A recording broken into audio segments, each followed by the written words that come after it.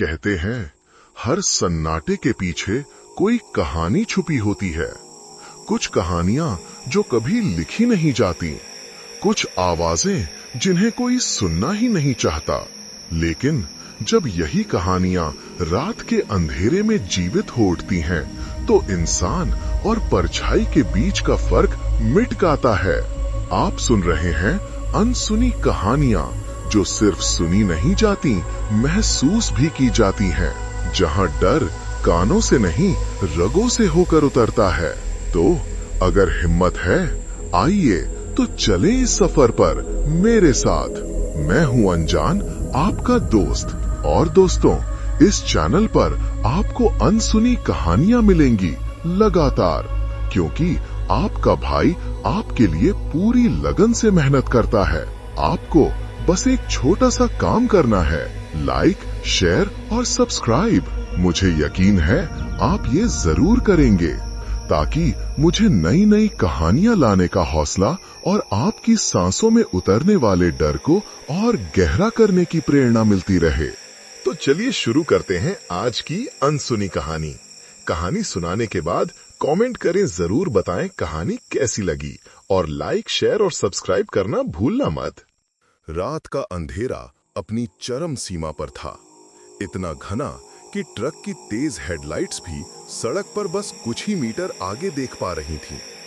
NH 44 पर एक 22 wheeler truck अपनी पूरी रफ्तार पकड़ने की कोशिश में था, लेकिन जैसे कोई अदृश्य ताकत उसे रोक रही हो। 40 किलोमीटर प्रति घंटे की रफ्तार भी मुश्किल से छू पा रहा था। ड्राइवर रामू की आंखों में नींद का गहरा बोझ था, लेकिन उससे भी कहीं ज्यादा था एक अनजाना भय, एक ऐसी बेचैनी जो उसकी रीढ़ की हड्डी में सरसराहट पैदा कर रही थी।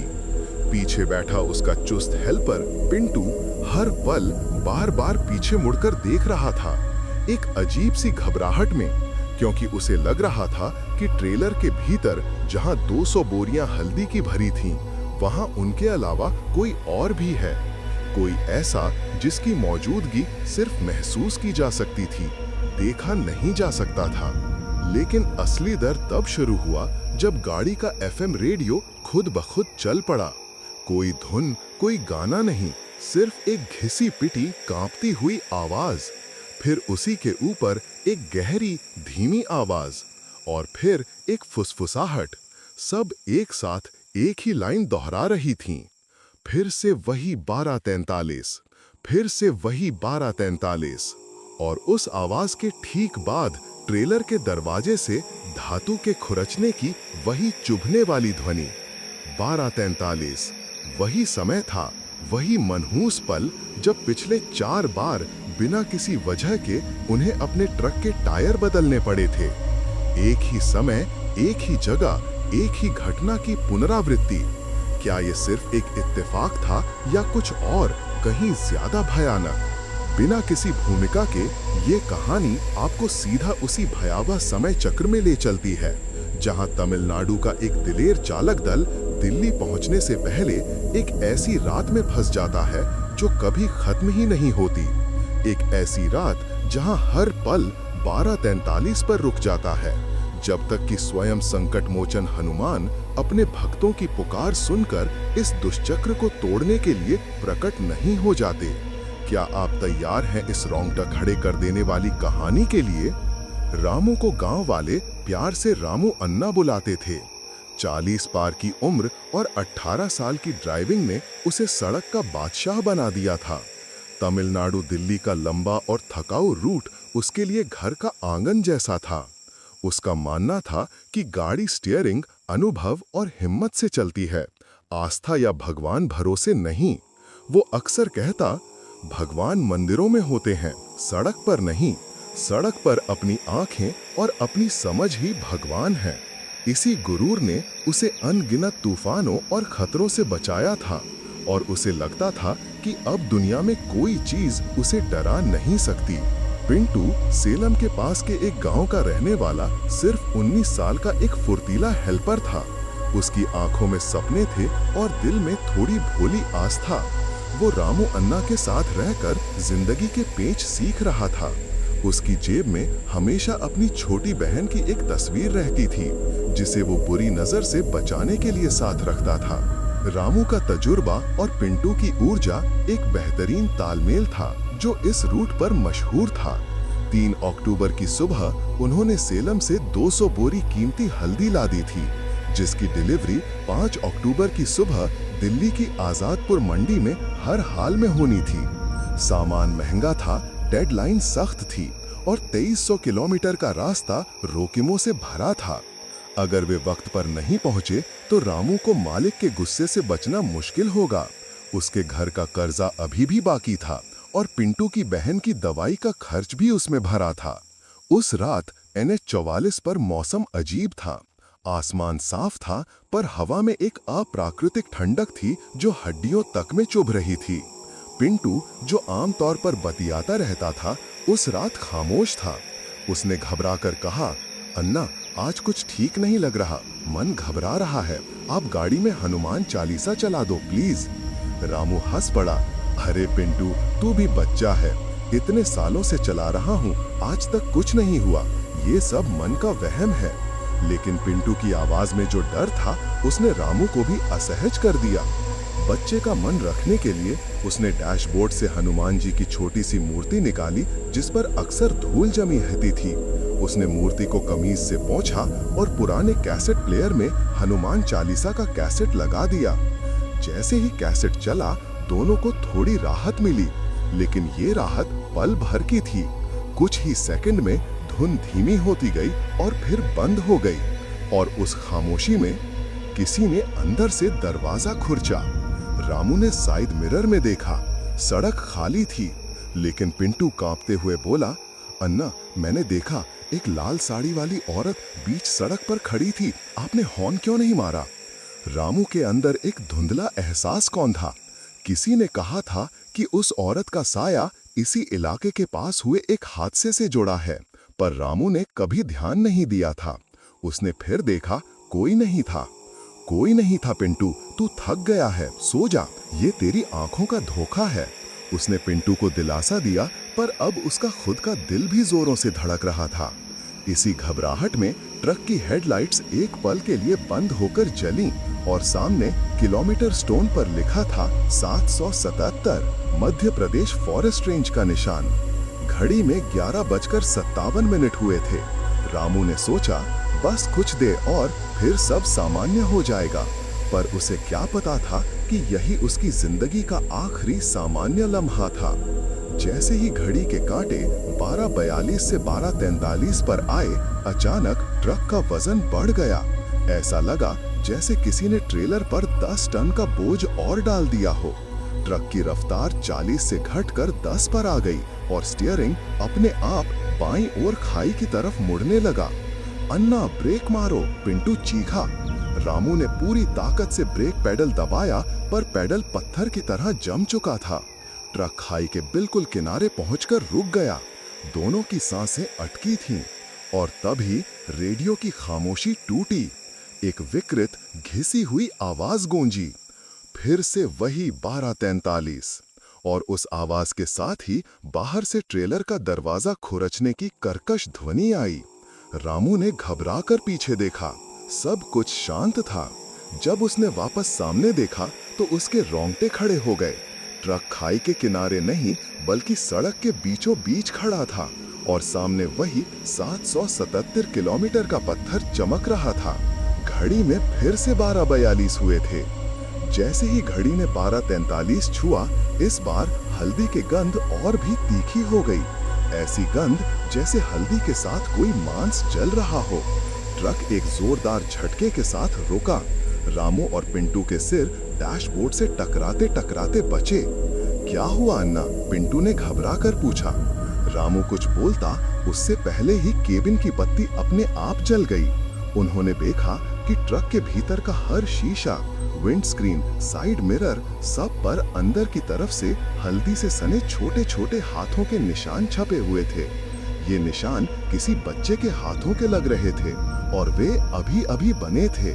पिंटू ने घबराकर बाहर देखा और उसकी चीख निकल गई। सड़क के किनारे लगी सारी स्ट्रीट लाइट्स एक एक कर बंद होने लगीं। जैसे जैसे अंधेरा उनकी ओर बढ़ रहा था, दूर से किसी बच्चे के रोने की आवाज आने लगी। आवाज हर पल करीब आती जा रही थी। ये नहीं हो सकता, ये वहम है। रामू बड़बड़ाते हुए ट्रक स्टार्ट करने की कोशिश कर रहा था, पर चाबी घूम ही नहीं रही थी। तभी रेडियो फिर से चल पड़ा। फिर से वही 12:43 और एक झटके में केबिन की बत्ती बंद हो गई, हाथों के निशान गायब हो गए और ट्रक फिर से उसी 777 किलोमीटर के पत्थर की ओर दौड़ रहा था। समय 12:42। इस बार 12:43 होते ही ट्रक के अंदर का तापमान अचानक गिरने लगा। अक्टूबर की रात में उन्हें दिसंबर की ठंड महसूस होने लगी। उनके मुंह से भाप निकल रही थी। अन्ना, ये क्या हो रहा है? पिंटू ने अपनी बाहों को रगड़ते हुए कहा। अचानक पिंटू के जेब में रखी उसकी बहन की तस्वीर अपने आप गर्म होने लगी। उसने घबराकर तस्वीर निकाली। फोटो के कागज पर उसकी बहन के चेहरे की जगह एक जला हुआ भयानक चेहरा उभर आया था, जिसकी आंखें घूर रही थीं। पिंटू ने चीखकर तस्वीर फेंक दी। तभी रामू ने साइड मिरर में देखा और उसका खून जम गया। ट्रेलर के ऊपर हल्दी की बोरियों के बीच वही लाल साड़ी वाली औरत बैठी थी। हवा से उसके बाल उड़ रहे थे और उसका चेहरा ढका हुआ था। वो धीरे धीरे उनकी तरफ देख रही थी। रामू ने आंखें झपकीं, ये सोचकर कि ये उसकी आंखों का धोखा है, पर वो औरत वहीं थी। पिंटू, पीछे मत देखना, रामू ने फुसफुसाया, लेकिन बहुत देर हो चुकी थी। पिंटू ने उसे देख लिया था। औरत ने धीरे से अपना सिर उठाया और उसके चेहरे पर कोई आंख, नाक या मुंह नहीं था, सिर्फ एक सपाट भयानक मांस का टुकड़ा था। दोनों की चीखें एक साथ निकली। रामू ने आंखें बंद कर लीं और जब आंखें खोलीं तो वही रेडियो की आवाज, फिर से वही 12:43 और वे फिर से उसी मनहूस 777 किलोमीटर पत्थर की ओर बढ़ रहे थे। चौथी बार जब घड़ी में 12:43 हुए तो कुछ नहीं हुआ। ट्रक सामान्य गति से चलता रहा। हल्दी की कोई गंध नहीं, कोई आवाज नहीं।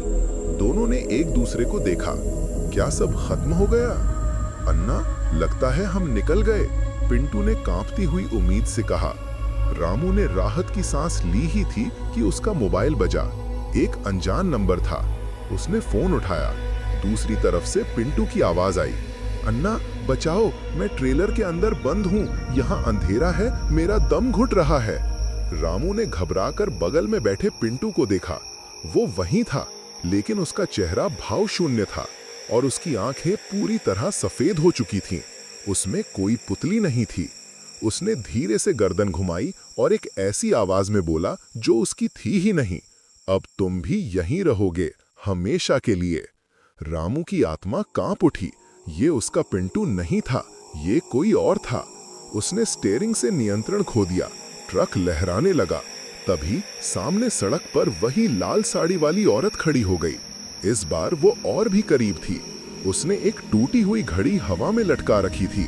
उसने धीरे से गर्दन घुमाई और उसकी भयानक सफेद आंखें सीधे रामू से मिली। रामू ने अपनी आंखें बंद कर लीं। जब सारे रास्ते बंद हो गए, जब उसकी अपनी हिम्मत ने जवाब दे दिया, तो उसने उस शक्ति को पुकारा जिस पर वो कभी विश्वास नहीं करता था। उसने अपने अंदर की सारी बची खुची आस्था बटोरकर जोर से बोला, हनुमान जी बचाओ, हमें इस मुसीबत से निकालो प्रभु। और जैसे ही वो पवित्र शब्द उसके मुंह से निकला, ट्रक एक जोरदार झटके के साथ रुक गया। सामने वही 777 का स्टोन था, लेकिन अब वक्त 12:44 हो चुका था। 1 मिनट आगे। क्या वे बच गए? नहीं। अगले ही पल रेडियो फिर से बोला, फिर से वही 12:43। दोस्तों, अगर अब तक आपकी धड़कन बढ़ी है, अगर आपको भी लग रहा है कि आप इस अंधेरे अंतहीन समय चक्र का हिस्सा बन चुके हैं, तो समझ लीजिए कि आप इस कहानी में पूरी तरह डूब चुके हैं। अगर आप ऐसी ही सच सी लगने वाली, रोंगटे खड़े कर देने वाली कहानियां सुनना चाहते हैं, तो इस चैनल को अभी सब्सक्राइब करें। बेल आइकन दबाना ना भूलें, ताकि जब भी कोई ऐसी भूली हुई कहानी सतह पर आए, आप सबसे पहले उसे देख सकें। अब आगे बढ़ते हैं, क्योंकि रामू और पिंटू अभी भी उस भयावह लूप में फंसे हुए हैं और उनकी परीक्षा अभी बाकी है। 5वें चक्र में जैसे ही घड़ी ने 12:43 दिखाया, हल्दी की वो तीखी गंध एक बार फिर कैबिन में भर गई। दोनों ने हताश होकर एक फैसला किया। रामू दरवाजा खोलकर कूदा, पिंटू भी उसके पीछे भागा। वे अपनी पूरी ताकत से 200-300 मीटर तक दौड़े। उन्हें लगा कि वे इस दुष्चक्र को तोड़ देंगे, लेकिन कुछ दूर जाने पर उन्हें वही ट्रक खड़ा मिला। इंजन गरम, हेडलाइट्स ऑन और रेडियो पर 12:43 बज रहा था। वे वहीं वापस आ गए थे जहां से चले थे। पिंटू रोते हुए बोला, अन्ना, हम कहीं नहीं जा पा रहे हैं। रामू का दिल बैठ गया। उसने कहा, हनुमान जी की मूर्ति गाड़ी में है, उसके बिना हम कहीं नहीं जा सकते। वे हताश होकर वापस ट्रक में चढ़े, लेकिन डैशबोर्ड पर हनुमान जी की मूर्ति गायब थी। उनकी एकमात्र उम्मीद भी छीन ली गई थी। रामू ने बॉनेट खोला। इंजन ठंडा था, जैसे कभी चला ही ना हो। फिर भी ट्रक चल रहा था। उसने मोबाइल निकाला, कोई नेटवर्क नहीं, और स्क्रीन पर एक डिफॉल्ट घड़ी लगातार 12:43 दिखा रही थी। अचानक पीछे की सीट से एक धीमी कांपती हुई आवाज आई, रामू अन्ना, मैं यहाँ हूँ। रामू ने डरते हुए पीछे देखा और उसकी आत्मा कांप उठी। पीछे वाली सीट पर पिंटू की लाश पड़ी थी। आंखें खोली, मुंह से खून बह रहा था। रामू चीखना चाहता था, पर आवाज गले में ही अटक गई। उसने बगल में देखा, पिंटू वहीं बैठा था, लेकिन उसकी आंखों से खून बह रहा था। रामू ने खुद को जोर से चांटा मारा, ये सपना है। लेकिन जब आंखें खोली तो दोनों पिंटू गायब थे। ट्रक खाली था और रेडियो की भयानक आवाज गूंज रही थी। फिर से वही 12:43। रामू को लगा कि वो पागल हो रहा है। उसने दरवाजा खोलना चाहा, दरवाजा गायब था। ट्रक चारों ओर से बंद होकर एक लोहे का ताबूत बन चुका था, और तभी उस ताबूत के भीतर सामने वही लाल साड़ी वाली महिला प्रकट हो गई। वो धीरे धीरे उसकी ओर बढ़ी और उसके कानों में फुसफुसाई, चालीसा पढ़ो और चक्र टूटेगा। रामू ने अपनी सारी शक्ति बटोरी और कांपती जबान से हनुमान चालीसा का पाठ शुरू किया। श्री गुरु चरण सरोज रज। जैसे ही हनुमान शब्द आया, लोहे की दीवारों में दरारें पड़ गईं और बाहर से पिंटू की आवाज आई, अन्ना, बाहर आओ। रामू ने आंखें खोलीं। वो सड़क पर लेटा था। पिंटू उसके बगल में जीवित था। रेडियो पर 12:43 बज रहा था। चक्र अभी भी जारी था, लेकिन अब उन्हें एक रास्ता मिल गया था। हनुमान नाम काम करता है। छठे चक्र में जैसे ही 12:43 हुआ और हवा में हल्दी की तीखी गंध फैली, रामू और पिंटू ने ठान लिया, अब वे हर बार हनुमान चालीसा का पाठ करेंगे। रामू की आवाज जो पहले डर से कांप रही थी, अब उसमें दृढ़ता आ गई थी। वो पूरी श्रद्धा से चालीसा पढ़ता और पिंटू जय जय कहकर उसका साथ देता। उनकी भक्ति का असर दिखने लगा। ट्रक की रफ्तार 40 से 20 पर आ गई। सड़क पर लाल साड़ी वाली महिला फिर दिखी, लेकिन चालीसा सुनते ही उसकी आकृति धुंधली पड़ने लगी। रामू ने देखा 777 का किलोमीटर स्टोन अब 778 हो गया था। 1 किलोमीटर का फासला। चक्र टूट रहा था, धीरे धीरे ही सही, पर टूट रहा था। लेकिन तभी प्रेत ने अपना सबसे भयानक वार किया। पीछे से हूबहू उन्हीं के जैसा एक और ट्रक उनकी ओर बढ़ने लगा, और उस ट्रक का ड्राइवर रामू खुद था। पिंटू ने खिड़की से देखा, दूसरे ट्रक में वो खुद बैठा था, उतना ही डरा हुआ। दोनों ट्रक एक दूसरे की ओर बढ़ रहे थे। टक्कर तय थी। ये चक्र का अंतिम जाल था। रामू और पिंटू ने आंखें बंद कर लीं। उन्होंने डरना छोड़ दिया और अपनी पूरी आत्मा की शक्ति से हनुमान चालीसा का पाठ जारी रखा। महावीर विक्रम बजरंगी। जैसे ही दोनों ट्रक टकराने वाले थे, रामू ने अपनी पूरी शक्ति से जयकारा लगाया, जय बजरंगबली। एक भयानक धमाके की जगह चारों ओर एक सुनहरी रोशनी फैल गई। हवा में लोबान और कपूर की गंध घुल गई, और ट्रक के भीतर से किसी ने जैसे धीमे से कहा, संकट में नाम लो मेरा। फिर सब सुनहरा हो गया और समय ने जैसे अपनी आंखें बंद कर लीं। जब रोशनी थमी तो दूसरा मायावी ट्रक और उसमें बैठी प्रेतात्मा काले धुएं में विलीन हो चुके थे। ट्रक की घड़ी में सुबह के 4:15 बज रहे थे। चक्र टूट चुका था। रामू ने जेब से मोबाइल निकाला। नेटवर्क था और समय 4:15 दिख रहा था। तारीख 4 अक्टूबर। वे मध्य प्रदेश के सागर से काफी आगे निकल आए थे और वो भयानक 777 किलोमीटर का पत्थर मीलों पीछे छूट चुका था।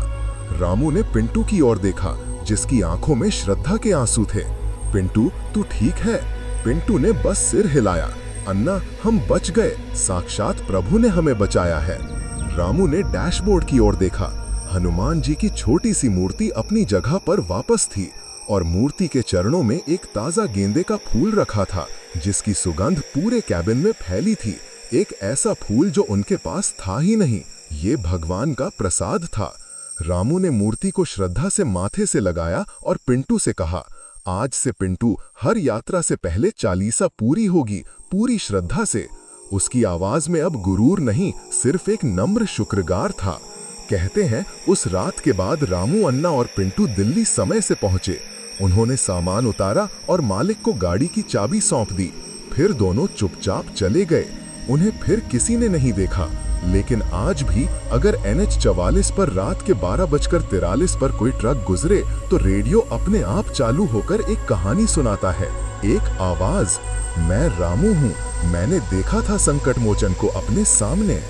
कभी कभी रास्ता आंखों से नहीं, दिल से चलाना पड़ता है, और वही दिल जब पूरी तरह खुलता है तो समय भी सुनता है। तो दोस्तों, ये थी रामू और पिंटू की वो रात जो कभी खत्म ही नहीं होती। एक ऐसी रात जहां समय खुद उनके खिलाफ हो गया था, लेकिन जहां आस्था सच्ची हो वहां चमत्कार होते हैं। अगर इस कहानी ने आपकी धड़कनें बढ़ा दी तो वीडियो को लाइक करें और अपने दोस्तों के साथ शेयर करें। कमेंट बॉक्स में बताइए, क्या आप मानते हैं कि सच्ची भक्ति असंभव को भी संभव कर सकती है? क्या वो साक्षात चमत्कार था या उनकी आस्था ने ही उन्हें बचाया? अपने विचार जरूर लिखिए और हाँ, चैनल को सब्सक्राइब जरूर करें, क्योंकि हर हफ्ते आपको सुनने को मिलती है एक ऐसी ही सच सी लगने वाली भूली बिसरी कहानी। जय बजरंगबली, और मिलते हैं अगली कहानी में। तब तक याद रखना, ये सिर्फ एक प्रार्थना नहीं, ये एक पुकार है, और संकट में संकट मोचन सुनते जरूर हैं।